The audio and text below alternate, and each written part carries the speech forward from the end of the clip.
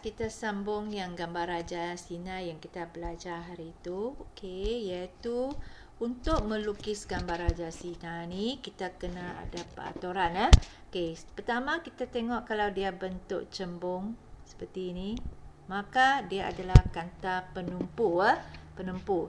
Jadi waktu kita lukis sinar pertama daripada objek ini, atas sekali kita lukis garis yang sinar yang selari dengan paksi utama sampailah ke paksi kanta. Kita henti di sini.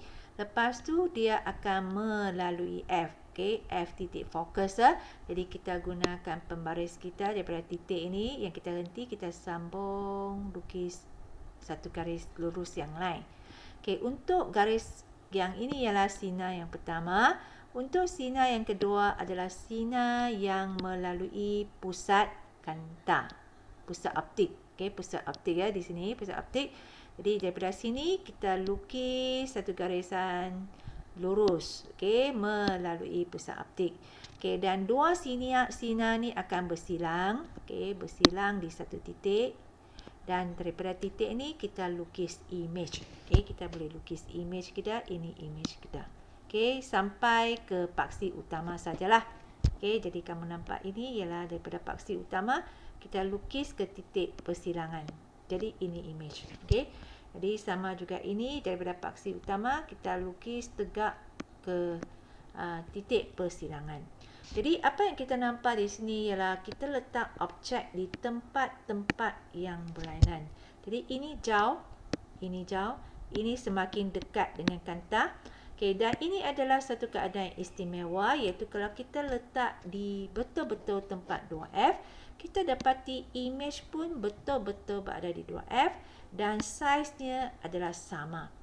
Okey, yang pertama tadi saiznya adalah kecil, image tu dikecilkan. Okey, lepas tu sampai 2F dia sudah jadi sama saiz. Dan kalau kita semakin dekat, lagi dekat dengan kanta, okey, di antara F dan 2F, kita dapati image tu sudah dibesar, bukan kecil dah. Okey, image tu dibesarkan. Dan kalau kita betul-betul letak di F, kita dapati bahawa apa yang kita nampak itu dua sinar yang melalui kanta itu adalah selari. Kalau selari maksudnya mereka tidak akan bersilang ataupun bertembung.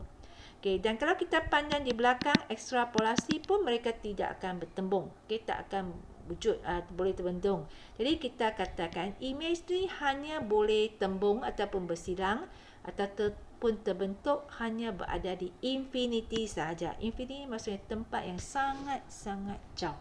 Okey? Dan image yang terbentuk itu adalah maya, tegak dan dibesarkan. Image tu jadi lebih besar. Jadi apa itu maya, tegak? Kita tengok contoh seterusnya. Iaitu kalau kita letak objek itu kurang daripada F ataupun objek itu di antara F, sini F, ini ialah pusat optik.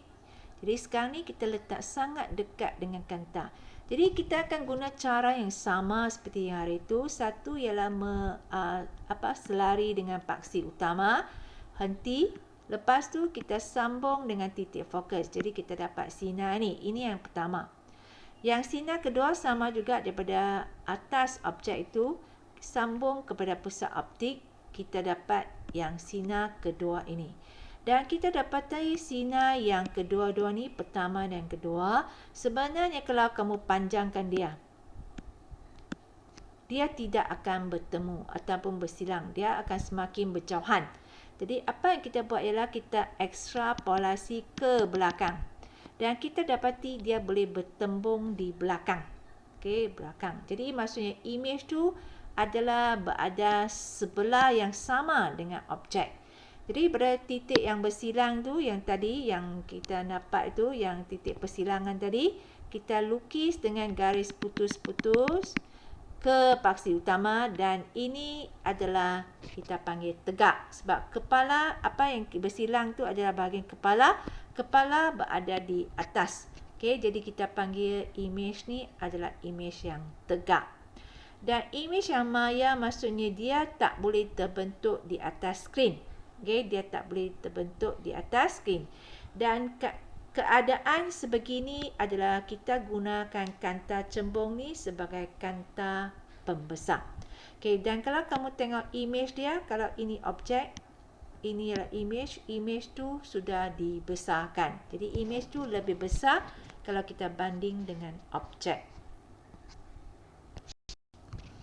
Okey, seterusnya kita tengok pula gambar raja untuk sinar untuk kanta cekung. Okey, kanta cekung. Okey, jadi kalau kita tengok kedudukan objek pun kita ubah-ubah. Objek ni lebih jauh daripada 2F. Ini 2F. Jauh. Ini 2F. Dia lebih jauh lagi daripada 2F. Dan kita gunakan peraturan yang tadi. Yang pertama, ini adalah yang pertama. Iaitu dia selari dengan paksi utama. Dan dia terbias dan dia nampak macam datang daripada titik F. Okey, yang ni adalah yang sinar pertama. Sinar kedua, ini adalah sinar yang melalui pusat optik. Melalui pusat optik ni tidak terbias, lukis lurus saja. Jadi apa yang kita nampak sebenarnya dua ni tak boleh bersilang di sebelah sini. Tak mungkin boleh bersilang. Tapi kalau kita ekstrapolasi, kalau kita tengok yang ini, yang ekstrapolasi, dia boleh bersilang di belakang ataupun di sebelah yang sama dengan objek. Dia akan bersilang di sini. Okey, sini. Okey, daripada sini, titik persilangan, kita lukis dengan garis putus-putus ke bawah ke paksi utama. Jadi ingat, sebarang sinar yang kita ekstrapolasi, maka imej yang terbentuk itu kita juga akan guna garis putus-putus, di mana imej ni adalah imej yang maya. Kalau dia adalah sinar, dia adalah titik persilangan antara dua garisan ataupun dua sinar yang kita tak payah ekstrapolasi seperti gambar raja ni. Kita tak payah ekstrapolasi. Dia terus dapat satu titik persilangan. Maka imej ni adalah nyata. Okey, seperti yang kamu tengok yang gambar raja yang terakhir ni, yang ini. Okey, gambar raja ni. Di mana kalau kita nak dapat imej tu, nampaknya kita kena ekstrapolasi. Okey, seperti yang ni ya. Gambar raja yang ketiga ni, yang terakhir ni. Iaitu kalau kita daripada dua sinar yang keluar ni, kita dapati dia tak boleh bersilang. Jadi kita ekstrapolasi. Kita panjangkan dia ke belakang. Okey, baru dia boleh bersilang. Maka imej ni pun kita guna garis putus-putus di mana dia adalah maya. Jadi sebarang yang kita ekstrapolasi itu untuk dapat imej, maka dia adalah maya. Yang sebarang imej yang kita tak payah ekstrapolasi macam ni, kita terus lepas lukis dapat imej. Ini lepas lukis terus dapat imej. Maka imej ni adalah nyata. Okay, jadi kamu nampak sini, ini semua nyata. Kita tak payah ekstrapolasi. Okey, bagi kanta cekung yang tadi kita tengok, ini pun ialah bahagian yang kita ekstrapolasi. Kita panjangkan dia dan baru kita dapat titik persilangan. Maka imej ini juga adalah maya. Okey, dan imej ni tegak seperti yang kita tengok tadi, kepala dia masih berada di atas. Maka kalau stiker padam yang ni, okey, kamu nampak kepala masih, titik persilangan itu ialah kepala itu masih berada di atas, maka dia adalah tegak. Okey, dia adalah tegak. Okey, dan saiznya kalau kamu banding, ini imej kecil, ini objek besar, maka imej tu dikecilkan. Okey, bagi contoh yang gambar raja seterusnya ialah kita gerakkan objek ni lebih dekat kepada kanta cekung. Dengan cara yang sama, kita lukis sinar pertama seperti ini sinar pertama. Okey, selari dengan paksi utama sampai paksi kanta, lepas tu dia mencapai dan macam datang daripada F yang sinar pertama. Sinar yang kedua, ini sinar kedua melalui pusat optik tidak terbias dan kita dapat imej juga di sini. Ini imej yang maya sebab kita panjangkan dia ekstrapolasi. Tegak, kepala masih berada di atas. Imej, kalau kamu banding imej dengan objek, imej pun masih lagi kecil. Okey, jadi sebenarnya kalau kamu tengok kanta cekung ni, dia hanya bagi dua contoh saja. Sebab bagi kanta cekung ni, semua ciri imej adalah sama. Okey, tak kira kamu letak objek itu di mana. Jauh sikit kah, dekat sikit kah, semua adalah maya, tegak dan dikecilkan. Jadi dia, kalau kamu tengok nota di bawah, Ciri imej yang dibentuk oleh kanta cekung bagi mana-mana jarak objek. Tak kira kamu letak objek jauh ke dekat, dia sama, iaitu maya, tegak dan dikecilkan.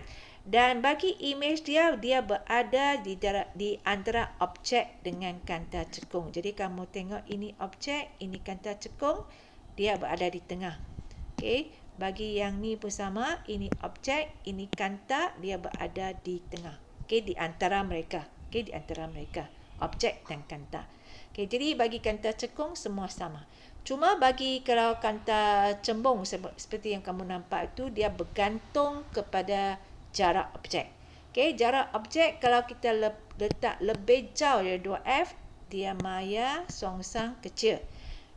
Kalau betul-betul letak di 2F, dia pun betul-betul bentuk imej di 2F dan saiznya adalah sama. Okey. Dan kalau kita dekat sikit, kita dapati dia imejnya sudah jadi besar dah. Tadi kecil, sekarang ni sudah jadi besar.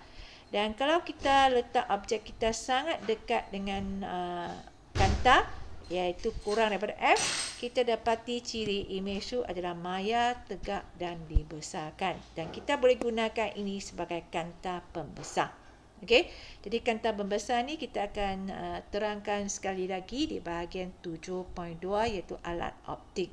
Okey, jadi itu saja untuk hari ini.